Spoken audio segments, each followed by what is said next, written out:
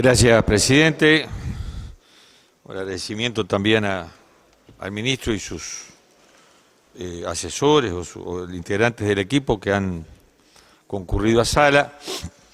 Y queremos empezar con una aclaración ante una afirmación del señor ministro de 5 o 6 reuniones con todos los partidos políticos para fijar una política de Estado en materia internacional.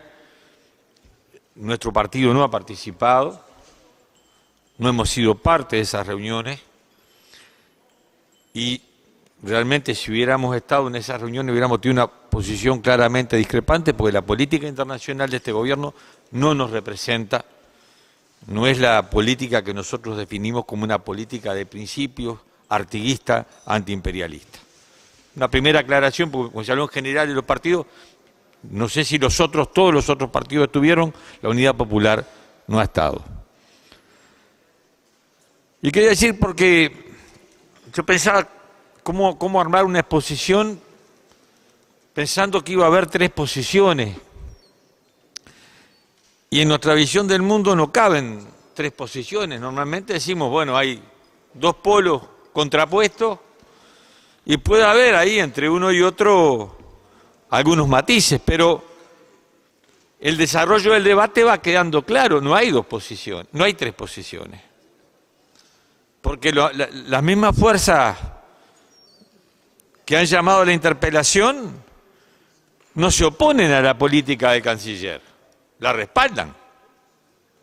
Han dicho que comparten, y es claro, que comparten las declaraciones, la orientación de esta política, y la línea divisoria está en quienes respaldan esta política y quienes respaldamos al proceso revolucionario en Venezuela. Y obvio que en esta posición de respaldar la política de aislar a Venezuela, de buscar el derrocamiento de un gobierno legítimo, de hacer, digamos, o de ser el seguidismo de la política marcada por el imperio, no engloba a toda la fuerza política de gobierno, pero sí digo que esa es la política del gobierno. Porque nosotros tenemos que decir, ¿qué estamos analizando? Hablar de Venezuela en abstracto no se puede. ¿Es Venezuela un país en paz? ¿Hay paz en Venezuela? No, Venezuela es un país que está en guerra. Hay violencia en Venezuela. No de ahora, desde el mismo momento que Chávez ganó la elección. Antes también había violencia, ¿verdad? Y podía ser casi en la misma división. La violencia del pueblo para derrocar a los vendidos opresores, Caracazo de por medio, y desde que ganó Chávez la violencia de la derecha para desalojar un gobierno popular y antiimperialista. Nos guste o no nos guste. Yo no estoy haciendo un juicio acá. ¿Está todo bien en Venezuela? No, que va a estar. El problema es de qué lado nos ponemos. ¿Del lado del imperialismo o del lado de los pueblos? Y para hablar, si hablamos en un sentido histórico y para tener alguna referencia, la nuestra es Artigas. La nuestra es Artigas. ¿Y cuál es el problema de Venezuela? Desde que está Chávez. Uno se ha dicho acá, porque tiene la reserva petrolera más grande del mundo, porque además tiene coltán, y los países que tienen petróleo y riquezas, lo decía Galeano, es casi una maldición bíblica, si no son aliados del imperio, por supuesto, ¿no? Y el otro elemento fue el mal ejemplo que Chávez era para el mundo y para América Latina. A partir de ahí hay violencia en Venezuela. Una permanente subversión, con una oposición de derecha fascista, violenta. Se habla acá de los opositores López y Capriles. Vayan al prontuario, no al currículum, al prontuario. Hay filmaciones, yo lo vi a Capriles saltando los muros de la embajada cubana para echar a los cubanos de Venezuela cuando el golpe del 2002, golpistas, violentos. Una oposición que ni el Papa confía en la oposición. Yo no soy católico ni muy hincha de los papas, pero el otro día el Papa decía, el diálogo es la salida, pero hay una parte de la oposición que no quiere diálogo, el Papa. Entonces, nosotros pensamos que aquí no se puede separar la política del canciller de la política del gobierno. Entiendo que hay quienes hagan un esfuerzo para tratar de buscar una salida, pero no. Lo ha dicho el presidente Vázquez, el respaldo total al canciller. Al canciller en particular, como persona, no le podemos nosotros reclamar una política de izquierda, lo conocemos hace mucho tiempo, no es un hombre de izquierda. Pero él no hace su política, él hace la política del gobierno. La Cancillería representa la política de todo el gobierno. Y acá hay un equipo que juega con Almagro, de puntero derecho, pero con el respaldo del gobierno. Tengo acá declaraciones del canciller respaldando a Almagro. ¿Y Almagro de dónde salió? ¿De un repollo? No, Almagro era el canciller del gobierno anterior. Lo ha dicho el expresidente Mujica, por su influencia está donde está.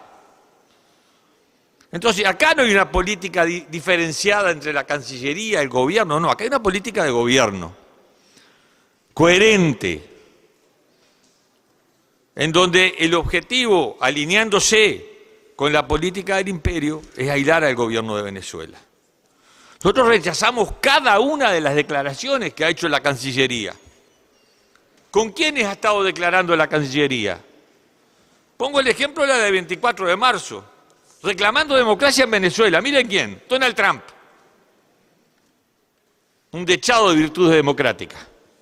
Muro en México, cárcel de Guantánamo, persecución a los emigrantes. El preso político más viejo de la humanidad, en Puerto Rico. Donald Trump. Peña Nieto.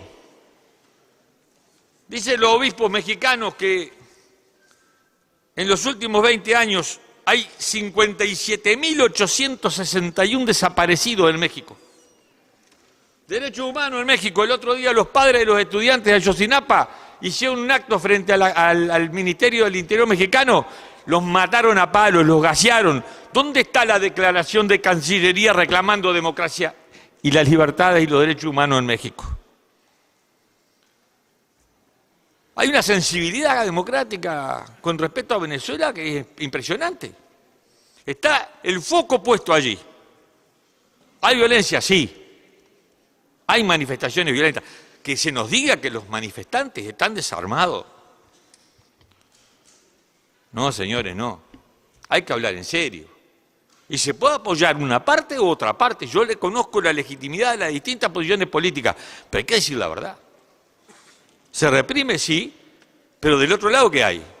Miren, acá en Uruguay, cuando vino Bush, que bueno, es la definición de la política internacional de este gobierno.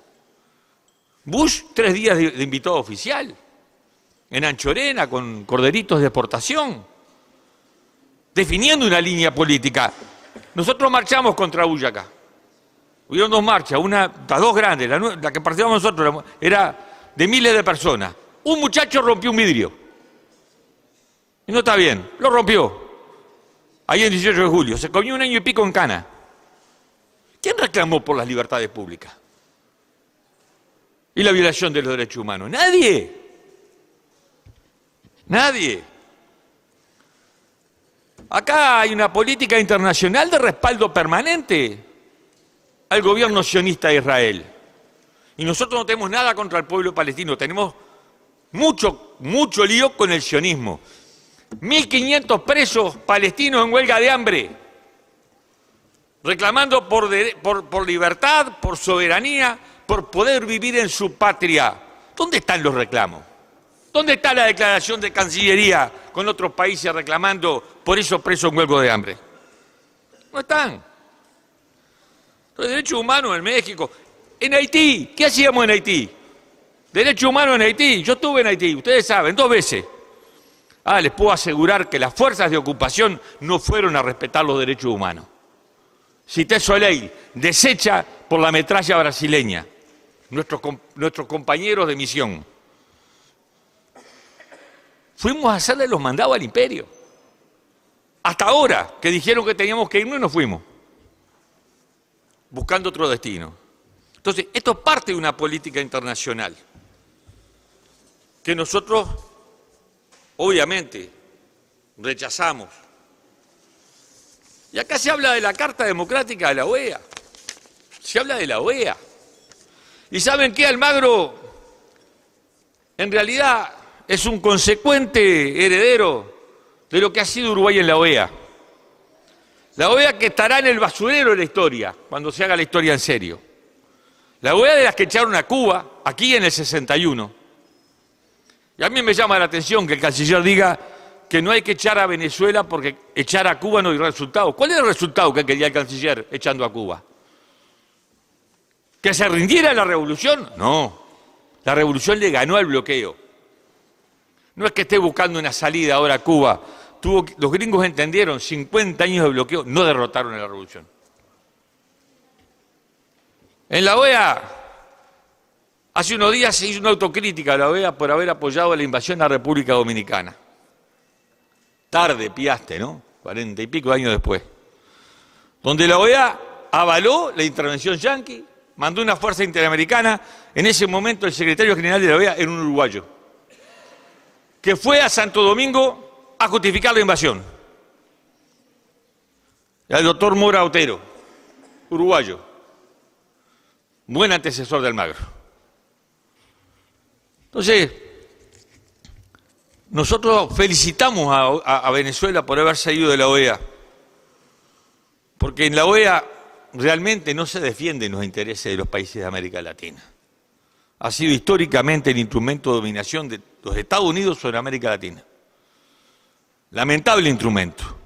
Que miren, en cuanto a lo de Santo Domingo, la reunión de cancilleres, ¿saben dónde se hizo en el 65? En Río de Janeiro. ¿Saben quién gobernaba en el 65 en Río de Janeiro o en Brasil?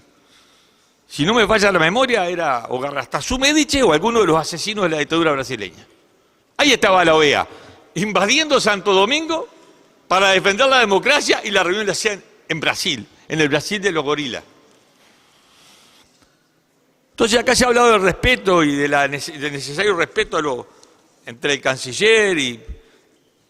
Yo digo que en realidad sí, este gobierno tiene una coordinación de política internacional con el Departamento de Estado.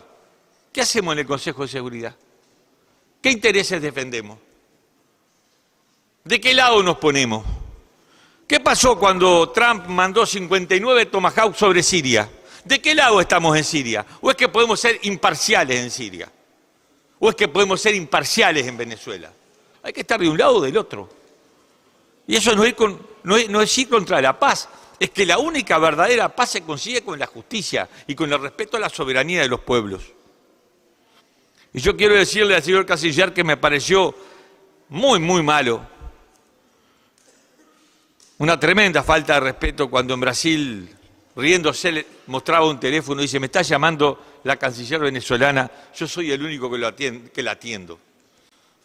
Burlándose del aislamiento al que los otros países que son parte de la política del imperio someten a Venezuela, y no la atendió. Entonces, nosotros, presidente, en esta circunstancia, y seguramente yo pensé que iba a haber una crítica o una condena a la Cancillería desde el ámbito de la oposición de la derecha, y una crítica nuestra y una condena, pero en realidad no hubo una condena, y lo entiendo, y es coherente, hay un respaldo. Y lo que se pide es más, en el mismo camino, en el camino de la política que el imperio aplica contra Venezuela, de aislamiento, de cerco, de derrocamiento. Hay escasez en Venezuela, dicen. Digo, a ver, sí, yo no he estado nunca en Venezuela, nunca estuve. Pero saben que en las favelas de Brasil hay mucha más escasez. Saben que los mapuches en Chile están presos por ser mapuches y porque le sacan la tierra. Saben que en los barrios pobres, estuve en Buenos Aires el otro día recorriendo algunas villas miserias. ¡Pah! ¡Qué escasez que hay! En esta Argentina de Macri y seguramente en la de Cristina también. Y no preocupa la escasez en otros países. El hambre de Haití no preocupa. Ahora están todos preocupadísimos porque en Venezuela no hay papel higiénico, dicen. Faltan medicamentos. También aquí en algunas policlínicas faltan medicamentos. Entonces, la única posición coherente que nosotros entendemos que deberíamos tener como país es una posición de principios, porque la política internacional no puede ser una política mercachifle. La defensa del interés nacional no tiene que ver solamente con que vendamos nuestros productos, tiene que ver con una política de principios, una política artiguista y por tanto antiimperialista, que en estas circunstancias debería ser la condena absoluta a la ofensiva imperialista contra Venezuela y la solidaridad incondicional con un pueblo y un gobierno que han sido extremadamente solidarios con nuestro pueblo. Recuerdo solamente que aquí, ante la quiebra de un banco, apareció Venezuela para evitar una corrida bancaria, que hay cooperativas que funcionan porque Venezuela les compra su producción, que en clínicas lo único que ha tenido para repararse son 15 millones de dólares que puso Venezuela. Y alguien dijo acá que la solidaridad no se devuelve, no se negocia, se devuelve. Y tiene que ser así. Y yo terminaría recomendando a algunos diputados, creo que el diputado Radío dijo que no se podía mirar Telesur porque hacía mal. Le voy a pedir que mire un poquito menos de la CNN y capaz que si mira un ratito más Telesur puede hacerse una visión un poquito más equilibrada de la realidad. Muchas gracias, presidente. A usted, diputado. Tienen